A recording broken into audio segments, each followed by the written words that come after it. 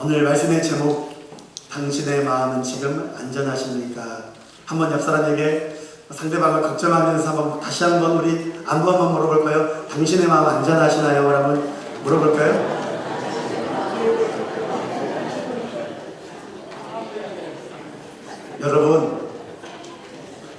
여러분의 마음 안전하십니까?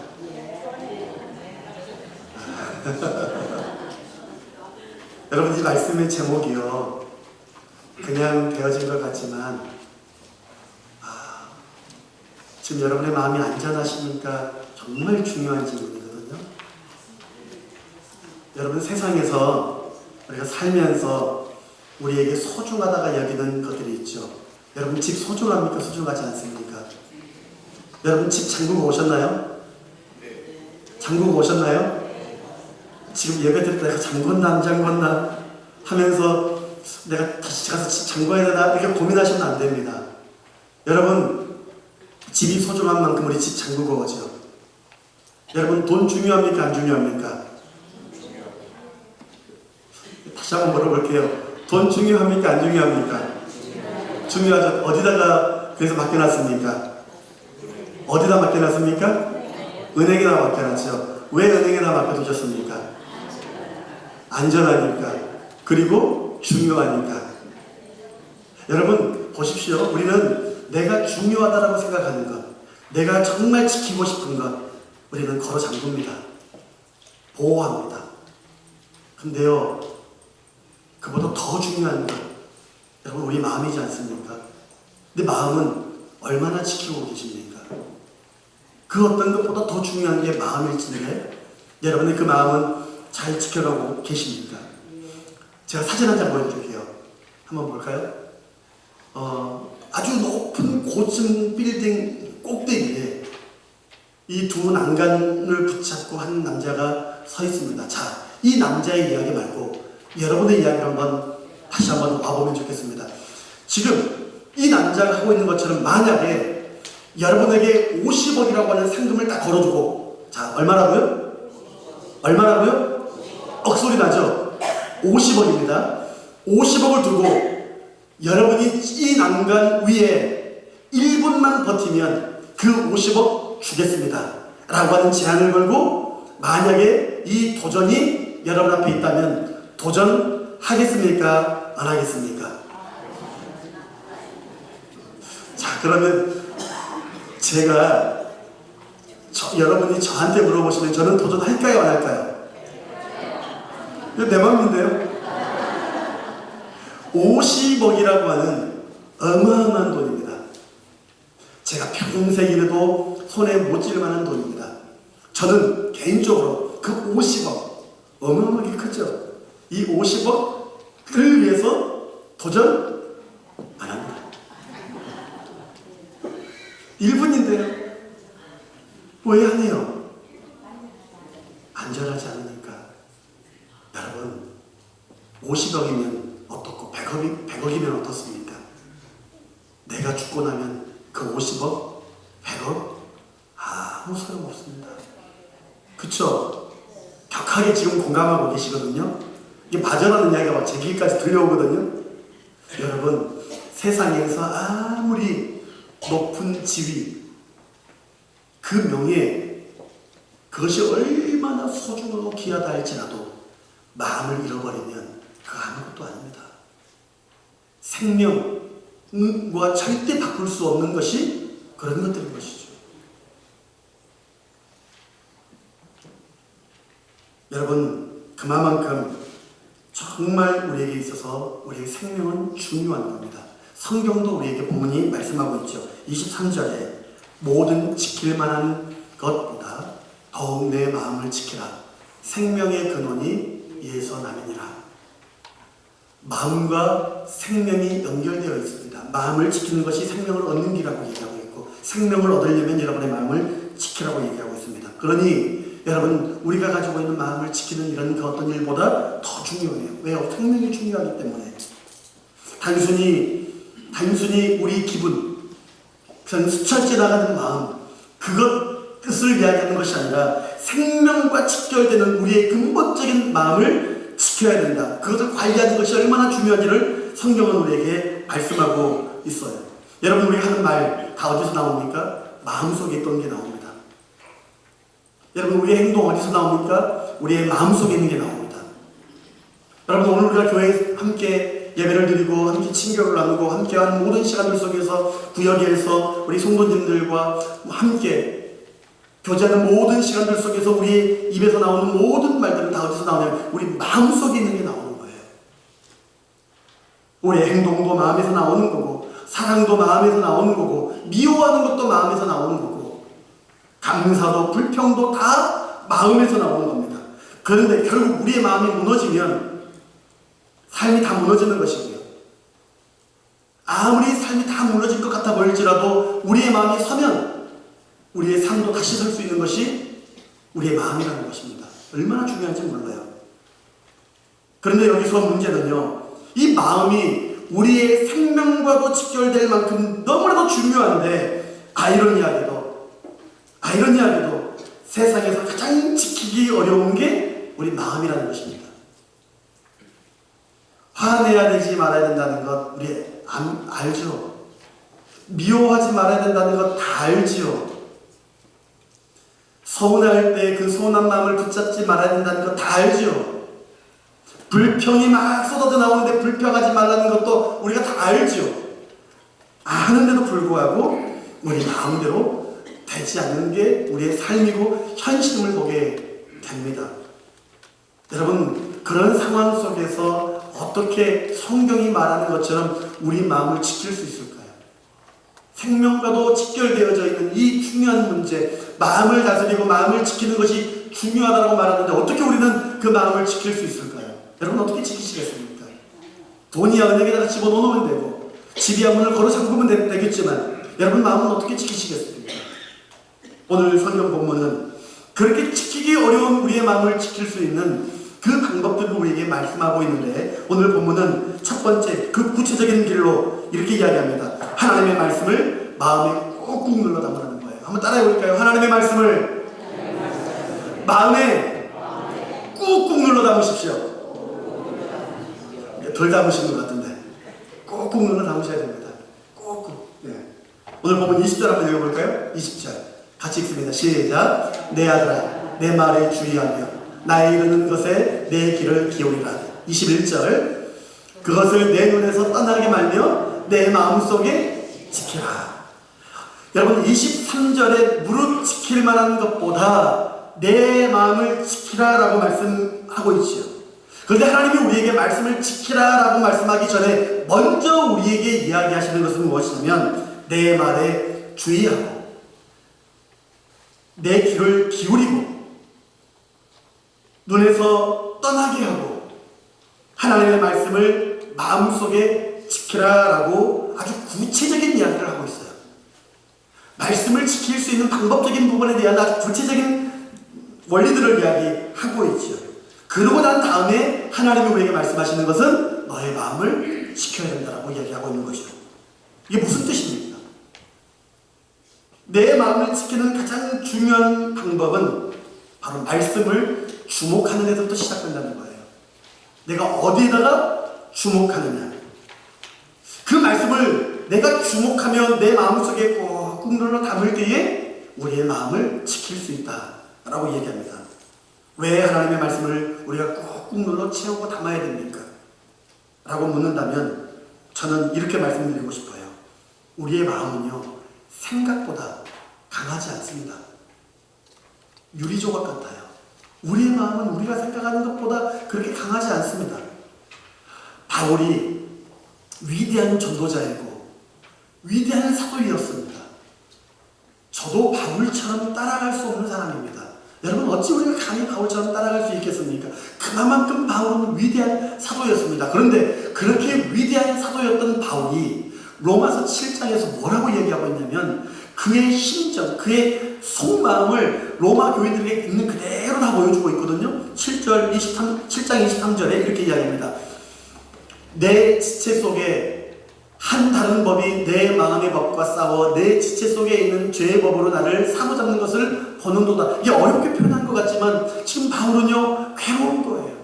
힘든 거예요. 자기의 마음 하나 지금 못 붙들어서 고민하고 있는 바울의 내적 갈등, 영적 싸움을 있는 그대로 다 보여주고 있습니다. 하나님의 뜻대로 살고 싶어요. 하나님의 뜻을 이루고 싶어요. 하나님의 뜻대로 완전히 자기의 삶을 기리고 싶어요. 그런데 실상 자기의 현실을 보니까요, 죄의 유혹이 상당히 찾아온다는 겁니다. 바울도 우리와 같이 사람이기에 죄의 유혹들이 찾아온다는 거예요. 자꾸 사역을 하다 보면 부딪힘이 찾아오니까 이 부딪힘 앞에서 괴로운 자기의 모습을 보는 거고요. 인간적인 욕정이 찾아오고요. 막 이렇게 죄의 유혹들이 찾아오는데 그것이 잘못됐다는 사실을 알고 또 하나님이 원하시는 길이 무엇인지를 알기 때문에 더욱더 고민하고 싸우는 바울의 모습을 오늘 본문 23절은 이야기하고 있는 거예요. 그래서 바울이 이렇게 이야기하지 않습니까? 24절에 바울은 탄식하며 이야기하기를 오라 나는 공고한 사람이다. 마음이 지쳐있는 거예요. 메말라 있는 거예요. 또 공고하다라고 얘기합니다. 여러분, 믿음을 가지고 있다라고 해서 우리에게 내적 갈등이 없는 게 아닙니다. 믿음이 있다고 해서요, 여러분 믿음 좋으니까 어떤 싸움도 안 하고 그냥 순탄대로 달리면서 평탄하게 아무 문제 없이 그렇게 살아가는 거 아닙니다. 여러분, 오히려 반대로 우리가 믿음이 있기 때문에 믿음이 있으면 있을수록 그 믿음이 우리에게 제시하는 삶의 방향이 있기 때문에 예수 믿지 않는 사람보다 훨씬 더 싸워야 됩니다. 더 괴로워합니다. 더 힘들어합니다. 예수 믿지 않을 때는 마음대로 살아가도 그것이 잘못된지 모르고 그냥 마음껏 살아가도 마음에 죄책감이 없었는데 예수 믿고 나니까 그게 잘못된 걸 알아요. 전에는 입에다가 함부로 막 비속어도 담고 음란패설을 하면서 그렇게 마음대로 살아가도 누구 하나 뭐라 하는 사람 없고 내 자신, 이 양심에도 거리낌이 없었는데 예수 믿고 나니까 그런 일들이 다 이제는 부담스럽거든요. 잘못된 건 알거든요. 그러니 예전에 내 모습과 예수 믿고 난 이후의 모습이 계속 충돌하며 싸우는 것이 우리의 삶 아니겠습니까? 예수 믿는 것이 쉽지 않습니다. 여러분 그렇지 않습니까? 교회 다니기 때문에 예수 믿기 때문에 밖에 나가서 살아가는 것이 쉽지 않아요. 여러분 오늘 이렇게 우리가 은혜 있는 자리에서 이 믿음 더욱 굳세라 하면서 우리가 그 믿음을 결단하고 각오하고 여기서 그 찬양과 손가락으로 찬양 얼마나 은혜스러워요. 그 모든 은혜를 다 받았는데 저 문을 열고 나가는 순간 현실입니다. 싸워야 됩니다. 영적인 싸움이 우리 앞에 있습니다. 믿음으로 살 것인가 아닌가. 실제적인 문제이죠. 말씀은 우리에게 용서하라고 말씀하고 있는데 마음은 하기 싫거든요. 내가 왜 먼저 손 내밀어야 돼? 말씀은 참으라고 말씀하고 있는데 내가 왜 참아야 돼? 하고 싶은 말을 막 던져버리고 우리의 마음이 전쟁터와 같다는 겁니다. 당뇨가 있는 분들은 지금 이 의미가 무슨 이야기인지 금방 아실 거예요.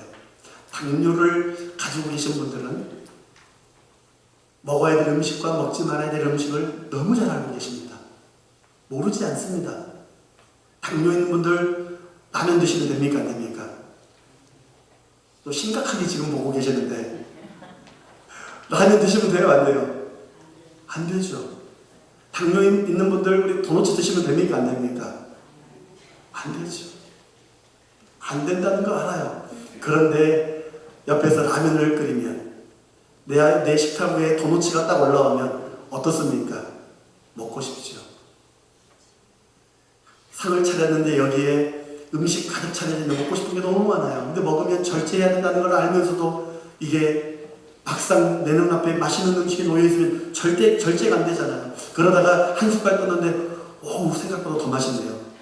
그러면 어떻게 돼요? 2숟갈 가고 3숟갈 가고 여기서 스탑해야 되는데 못 멈추고 계속 가다가 결국 혈당 스파이크가 딱 치고 나면 어떤 마음이 듭니까? 괜히 먹었네. 먹지 말고 참을 걸. 머리는 아는데 이게 안 되는 거잖아요.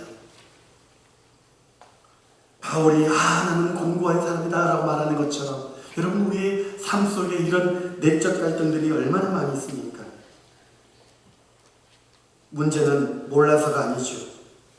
알면서도 마음이 흔들리기 때문에 문제입니다.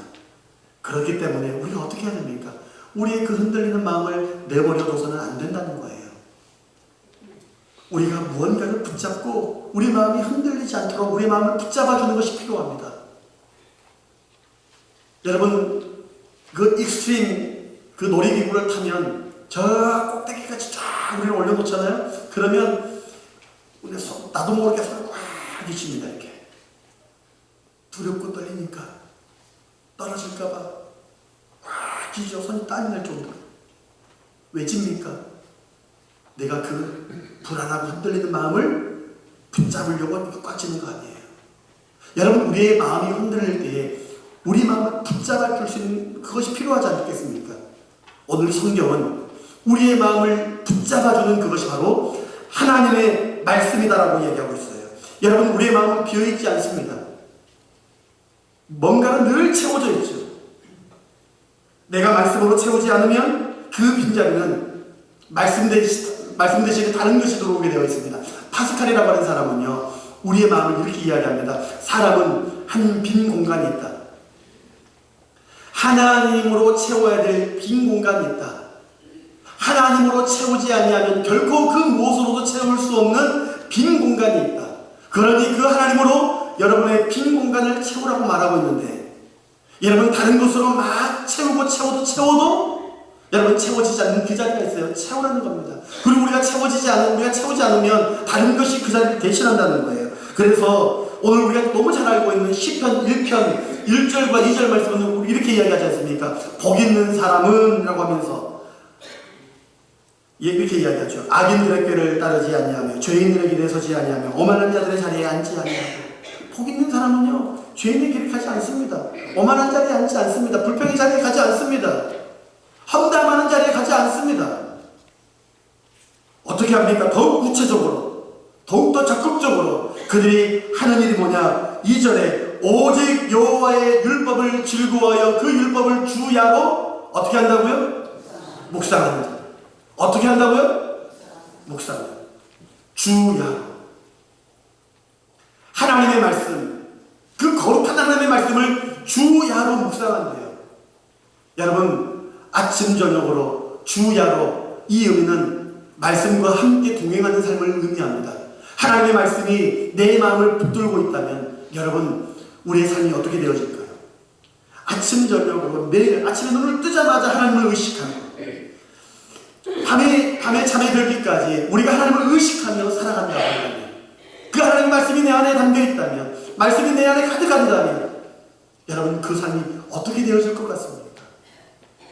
주야로 묵상하는 자, 말씀을 묵상하는 자, 말씀을 꾹꾹 내 삶에 채워넣는 자, 그 사람이 어떤 사람이냐? 바로 복 있는 사람이고, 그 복 있는 사람은 그 하나님의 말씀을 붙들고 있기 때문에 죄인의 길에 오만한 자들의 자리에 앉지 아니하고 오직 하나님과 동행하는 삶을 살아간다라고 말씀하고 있는 것이죠. 사랑하는 성도 여러분, 여러분의 삶 속에 하나님의 말씀이 공급되어지고 하나님의 말씀으로 채워가는 은혜 있는 삶을 살아갈 수 있기를 축복합니다. D.L. 무디 목사님은요, 설교 중에 성도들에게 컵을 들어 보이며 이렇게 묻습니다. 이 컵 안에는 공기가 가득 차 있습니다. 어떻게 빼낼 수 있겠습니까? 이 컵 안에 공기를 빼낼 수 있는 방법에 대해서 물으니 어떤 한 사람이 이렇게 이야기합니다. 거기에 공기 펌프를 집어넣어서 공기를 강제적으로 빼내면 됩니다. 라고 얘기하니 D.L. 무디 목사님이 이렇게 이야기합니다. 컵은 진공 상태가 되면 이 컵은 견딜 수 없이 깨지고 맙니다. 이 컵 안에 있는 공기를 빼내기 위해서는 주전자를 들고 물을 부어 가득 채우면서 여러분 보십시오. 이 컵 안에는 공기가 들어있지 않습니다. 강제로 빼내려고 하는 것이 아니라 거기에 다른 것을 채우니 공기가 빠져나오더라는 것이죠. 여러분, 미워하지 말아야 된다는 것 압니다. 심술 부리면 안 된다는 것 압니다. 화를 내면 안 된다, 분노하면 안 된다는 것 우리가 다 압니다. 근데 그런 알면서도 우리의 마음이 컨트롤되지 않을 때 어떻게 해야 됩니까? 내가 그 미움, 그 불평, 그 욕심들을 안고 씨름하면서 내가 어떻게든 그렇게 하지 않으려고 발버둥치며 노력하는 인생의 이보다 우리 안에 하나님의 거룩한 말씀을 채워버리면 그 하나님의 거룩한 말씀이 우리의 안에 있는 흔들리는 마음을 온전케 하고 미움의 마음을 빼내버리고 걱정하고 염려하는 마음들을 물러가게 하더라는 것이죠. 참 놀라운 것은요, 우리가 예수 믿고요, 예수님이 너무 크게 보이고 예수님이 좋으면 어느 순간 나도 모르게 내가 지나왔던 삶이 보이지 않습니다. 놀랍죠. 내가 하지 않았는데도 불구하고 그렇게 되어지는 거예요. 술을 열심히 드시던 분들이 예수 믿고 나니까요, 내가 안 먹어야지 예를 써서 끊는 것이 아니라 하나님의 은혜가 그 영혼을 강권하여 붙으니까요, 그냥 자연스럽게 되어지더라는 것이죠. 자연스럽게. 하나님의 은혜입니다. 예수 믿고도 여전히 우리가 싸우고 있는 우리의 모습들, 예수 믿고도 여전히 우리 입술 속에서 온전치 않은 말들, 하고 나서 후회하는 말들, 그런 말들이 있을 때에도 여러분, 우리가 그것 붙들고 싸울 것이 아니라 하나님의 말씀을 내 안에 담아내면 그 하나님의 말씀이 역사합니다. 그 하나님의 말씀이 우리의 삶을 붙들고 가는 것이지요. 여러분, 매달마다 여러분에게 만들어서 내어드리는 책이 있지 않습니까? 그냥 드리는 거 아닙니다. 저는 우리 모든 성도님들이 진짜 이 말씀으로 여러분의 삶을 채우기를 소망하고 말씀으로 채워진 삶을 살아보셨으면 하는 간절한 이 목회자의 마음이 담겨있는 겁니다. 여러분, 안 하면 편해요. 정말 편합니다. 안 만들어내면 잠 더 잘 수 있고 더 쉴 수 있고 아이들과 놀 수 있고 좀 더 저만의 시간을 즐길 수 있지만 다 포기하고 우리 성도님들이 영적으로 아름답게 세워지기를 간절히 바라는 이 목회자의 마음을 가지고 정말 잠을 안 자면서까지 만들어내는 이유가 여기 있는 거예요. 사랑하는 성도 여러분, 이 책 받으시고 책장에 장식장으로 꽂아놓지 마시고 매일매일 책을 읽어가시면서 하나님의 말씀을 여러분의 삶 속에 담아내시는 은혜가 있기를 주님의 이름으로 축복합니다. 할렐루야.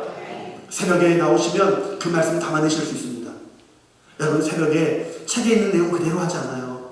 저는 다시 묵상하고 또 묵상하면서 또 제안해 주시는 하나님의 은혜를 나누려고 그렇게 또 준비합니다. 오셔서 말씀을 나누고 여러분 기도하면서 하나님의 거룩한 곳으로 채우는 이 삶을 살아내실 수 있기를 주님의 이름으로 축복합니다. 그렇게 여러분의 삶 속에 이것이 채워지면, 하나님의 말씀이 채워지면 내가 노력하지 않아도 놀랍게 내 삶이 변화되어지는 거예요. 흔들리는 마음을 붙잡을 수 있습니다. 소중한 그 마음 우리가 지켜낼 수 있는 것이죠. 우리 영락의 모든 가족들이 말씀을 채우는 복된 인생 살아갈 수 있기를 소망합니다.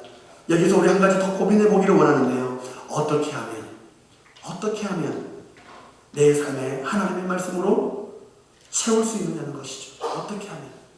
구체적인 방법에 대해서 저는 이렇게 이야기하고 싶습니다. 한번 따라해 볼까요? 하나님 앞에, 더 크게 한번 따라해 볼까요? 하나님 앞에 타임아웃 합시다. 어떻게 하자고요? 타임아웃.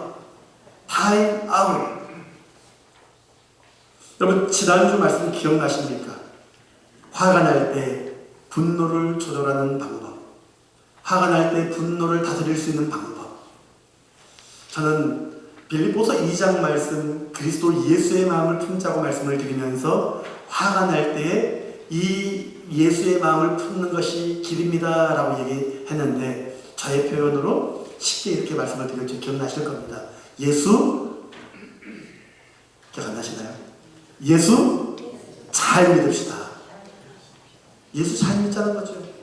예수 잘 믿으면, 여러분, 예수 잘 믿으면 우리 안에 드는 분노 다스릴 수 있습니다. 같은 맥락에서 여러분, 우리의 흔들리는 마음을 붙잡을 수 있는 한 방법이 바로 타임아웃이에요. 타임아웃.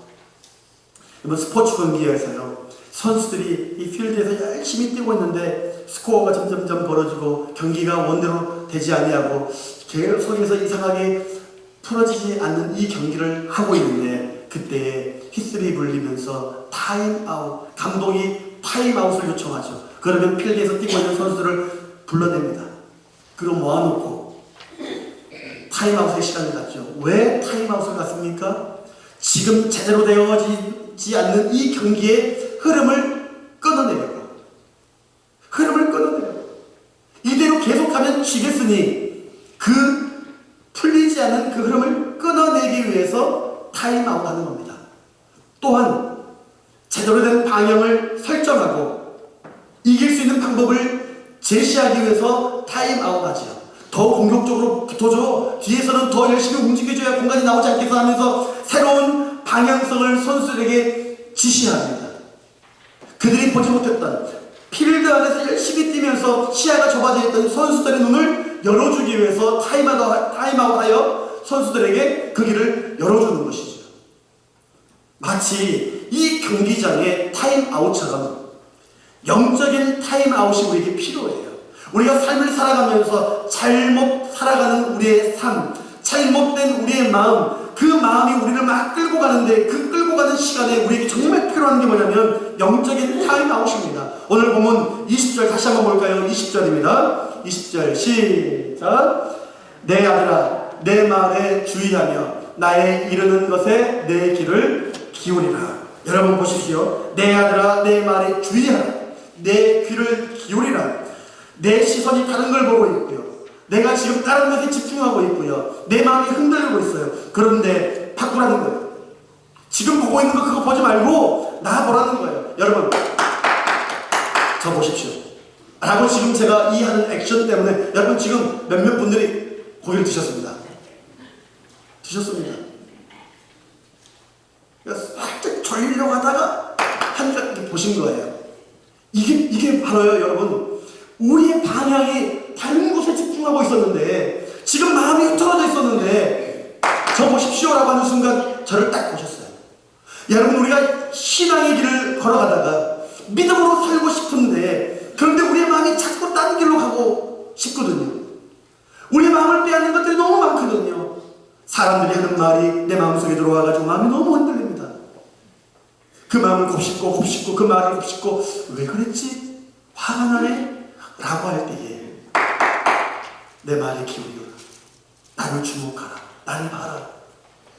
라고 하는 하나님의 음성 앞에 내가 타임아웃하여 하나님을 주목하는 것. 영적 타임아웃 시간입니다. 섭섭하죠. 화가 나죠.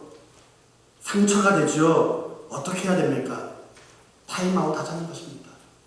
학교 교실에서 말을 안 듣던 학생이, 흐름을 방해하던 학생이 선생님의 콜에 자기 앞에서 혼자 서 있어야 됩니다. 모두는 다 앉아있는데 혼자 서 있어야 됩니다. 어떤 친구들은 밖으로 나가야 됩니다.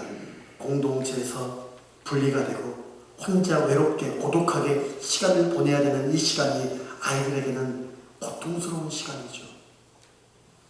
그런데도 불구하고 그 시간이 아이에게 필요한 이유는 내가 하고 있던 일들을 다시 한번 돌아보고 그리고 내 생각을 조정하여 내 행동을 어떻게 해야 될 것인가를 그 타임아웃 시간에 다시 한번 생각하는 거예요. 제가 저희 첫째 아들을 어렸을 때 못난 아빠가 초장에 교육시켜야 된다 하고 말을 안 듣길래 뒤집어 놓고 엉덩이를 이렇게 때렸습니다. 엉덩이를 이렇게 하면 소리만 크지 안 아프거든요. 그런데 막 때렸어요. 했더니 얘가 갑자기 기절해버렸습니다. 제가 깜짝 놀랐죠. 훈육하려고 아이를 똑바로 양육하기 위해서 했던 일이 아이가 기절해버렸어요. 정신을 못 차립니다. 기절했어요. 아버지의 마음이 어떻겠습니까? 너무 미안하죠.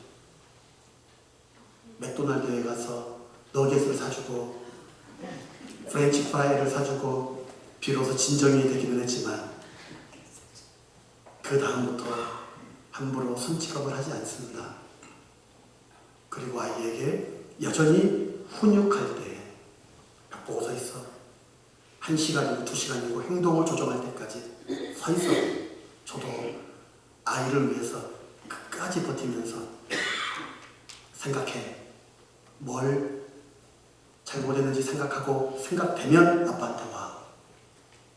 마음 아프죠? 우는 건 저죠. 저도 힘들죠. 그런데 아이가 온전히 살아가기 위해서 교육하는 겁니다. 고민하라고요. 타임아웃 시간이 필요합니다. 여러분, 우리가 살면서 우리가 타임아웃 하는 시간이 없잖아요. 우리가 타임아웃 하지 않잖아요. 그러면 하나님은 때때로 우리에게 강제로라도 우리에게 타임아웃 시간을 허락하십니다. 내가 원하지 않는 삶을 살아야 되기도 하고요. 고난이 찾아오기도 하고요. 한없이 응답하지 않기도 하고요. 하나님은 그렇게 해서라도 우리가 온전한 길을 걸어가고 내 앞에서 나와 함께하는 믿음의 삶을 살아가라고 하나님은 때때로 우리를 혹독하게 그 타임아웃 시간으로 내모시는 하나님을 봅니다. 여러분, 그런 상황 속에서 우리가 지혜롭게 영적인 지혜를 가지고 살아가기 위해서는 하나님이 강제적으로 타임아웃 하기 전에 내가 먼저 의도적으로 내 삶을 멈추고 타임아웃 하는 시간이 우리에게 필요하다는 거예요. 10억짜리, 20억짜리 아무리 좋은 성능을 내는 자동차가 있다 합시다. 정말 보기에 너무 멋있어요. 누구나 부러워할 만한 고가의 자동차, 그것이면 무엇하겠습니까? 아무리 좋은 엔진 성능을 가지고 쉥하고 달려간다 할지라도 그 차가 적절할 때에 위기의 순간에 반드시 멈춰야 될 때 멈출 수 있는 브레이크 기능이 작동하지 않는다면 이 차는 차가 아니라 무기가 되는 겁니다. 자동차가 될 수 있는 것, 우리가 안심하고 그 자동차를 탈 수 있는 것은요, 얼마나 이 자동차가 달릴 수 있느냐가 아니라 적절할 때에 어떻게 멈출 수 있느냐의 기능 때문에 우리가 믿고 타는 것이죠. 여러분, 우리의 삶도 마찬가지입니다. 우리의 생각이, 우리의 마음이 자꾸 딴 길로 계속 갈 때에 갈 수 있죠. 갈 수 있죠. 불평할 수 있죠. 험담할 수 있죠. 섭섭할 수 있죠. 우리의 마음이 부정적으로 내 삶은 이게 뭐야 하면서 피곤할 수 있죠. 그러나 그런 마음이 있다 할지라도 그 순간에 우리의 마음을 붙잡아 줄 수 있는 브레이크가 필요한데 그 브레이크가 어떻게 작동하느냐? 바로 영적 타임아웃의 시간을 통해서 작동한다는 거예요. 저에게는 그 영적 타임아웃 시간이 바로 새벽기도 기도하는 시간입니다. 말씀 보는 시간입니다. 목사인 저에게도 복잡한 마음이 들 때가 있습니다. 그러다가도 하나님의 말씀이 기도하는 가운데 하나님의 마음이 내 마음을 끌고 가는 것이죠. 그 시간이 내게서 사라지면 저도 어떻게 될지 모르는 사람입니다. 여러분, 그러니 저와 우리 모두가 다 하나님 앞에서 타임아웃 할 수 있는 지혜로운 삶을 살아가실 수 있기를 축복합니다. 할렐루야. 그 타임아웃 할 수 있는 가장 구체적인 방법이 뭐냐? 저는 이렇게 이야기하고 싶어요. Quiet time. 큐티입니다. 큐티. 믿음 원 8호로 큐티책 여러분 구입하셨잖아요. 여러분, 하루에 30분이라도 꼭 시간을 내어서 말씀 보십시오. 유튜브 보면서 여러분 한번 여러분 무시하는 게 아니라요. 여러분, 우리가 핸드폰 보는 시간이 얼마나 많은지 요즘 현대인의 삶은요, 핸드폰 보는 시간이 진짜 많아졌습니다. TV를 보는 시간보다 핸드폰에 있는 유튜브 보는 시간이 훨씬 많아졌습니다. 여러분 한번 여러분 핸드폰에 여러분이 얼마나 미디어를 많이 보고 계시는지 체크하는 기능이 있습니다. 시간이 다 기록해주고 있습니다. 정확하게 기록하고 있습니다. 여러분, 제가 드리고 싶은 말씀은 그거예요. 우리의 시선이, 우리의 관심이 늘 세상의 정보들, 군사정보, 경제정보, 건강정보, 우리는 세상의 많은 정보들을 그렇게 귀를 기울이며 그를 받아들이는데, 여러분, 그 모든 시간들 속에서 따로 시간을 떼어내어 하나님 앞에 머물 수 있는 타임아웃, 그 30분, 아무것도 아닌 것 같지만 그 30분이 여러분의 인생을 좌우할 수 있습니다. 생명을 지킬 수 있는 길이 거기에 있을 수 있습니다. 그러니 사랑하는 성도 여러분, 하루의 시간을 떼어 반드시 하나님 앞에 머무는 시간, 말씀 앞에 머무는 시간을 반드시 가질 수 있기를 주님의 이름으로 축복합니다. 빌 하이글스 목사님이 쓰셨던 책, 너무 바빠서 기도합니다. 책 제목이 참 재밌죠. 역설적입니다. 바쁘기 때문에 뭐 하자고요? 기도하자는 겁니다. 바쁜데 기도할 시간이 어디 있어요? 바쁜데 예배할 시간이 어디 있습니까? 내 삶이 바쁜데 말씀 볼 시간이 어디 있냐고요. 라고 이야기할 수 있는 것 우리가 할 수 있는 이야기 아니겠습니까? 바쁜데 교회 갈 시간이 어디 있냐고요. 돈 벌기 바쁜데 교회 갈 시간이 어디 있냐고요. 여러분, 바쁘기 때문에 기도하자. 바쁘기 때문에 예배하자. 바쁘기 때문에 말씀 봐야 된다라고 이야기합니다. 여러분, 우리의 마음이 자꾸 분주하여 딴 길로 계속 가고 있을 때에, 그때에 그럴수록 더욱더 하나님 앞에 머무는 삶이 우리에게 필요하다는 사실을 우리에게 말씀하고 있죠. 앞으로 질주하는 인생보다 순간순간마다 멈추는 삶이 정말 중요합니다. 예수님의 사역을 보십시오. 예수님은요, 진짜 누구보다 분주한 삶을 살았습니다. 예수님은 하루 종일 말씀을 전하고 치유하고 가르치고 하루 종일 돌아다니셨습니다. 그렇게 바쁘게 사역하시던 예수님도 어김없이 새벽이 되면 한적한 곳에 나아가 기도하시는 예수님. Quiet time. 하나님 앞에서 홀로 서는 시간, 하나님을 마주하는 시간, 그 시간이 예수님의 삶을, 예수님의 사역을 온전히 붙들고 내 뜻대로 하고 싶지만 예수님은 내 뜻대로 하지 않냐고 아버지의 뜻을 받아서 아버지의 뜻대로 그 사역을 감당하는 아름다운 사역의 길을 우리 주님도 걸어가셨죠. 사랑하는 성도 여러분, 주일날 한 번 교회에 다니는 것으로 내 신앙이 끝났다가 아니라 여러분에게 주어진 삶의 자리에서 반드시 시간을 떼어내어 하나님과 마주할 수 있는 아름다운 영적 브레이크가 있는 삶을 살아내실 수 있기를 주님의 이름으로 축복합니다. 할렐루야. 오늘 말씀 마무리하고자 합니다. 존 플라벨이라고 하는 사람이 마음을 지키는 것은 이렇게 이야기합니다. 마음을 지키는 것은 죄로부터 멀어지고 하나님과 거룩한 교제를 나누기 위해 은혜로운 상태를 유지하는 것이다 라고 얘기해요. Keeping heart, 마음 지키기라고 하는 이 그의 저서에서 마음을 지킨다는 것은 이걸 이야기하고 있습니다. 저는 이 존 플라벨의 이야기를 이렇게 좀 심플하게 정리해보고 싶습니다. 마음을 지키는 것은 죄로부터 멀어지고 하나님과 가까이 하는 것. 하나님을 가까이 하면 죄로부터 멀어질 수 있습니다. 하나님을 가까이 하면 죄로 인하여 우리의 마음을 흔들어 놓는 모든 유혹과 흔들리는 그 마음을 하나님을 가까이 할 때 우리는 그 마음을 지킬 수 있습니다. 여러분, 서론에서 처음 말씀드린 것처럼 50억보다 더 중요한 게 여러분의 생명이고 그 생명이 마음에서 나온다고 했는데 그 마음 지켜야 되지 않겠습니까? 저는 우리의 모든 영광의 가족들이 그 마음을 지키기 위해서 하나님을 더 가까이 하시는 은혜가 있기를 소망합니다.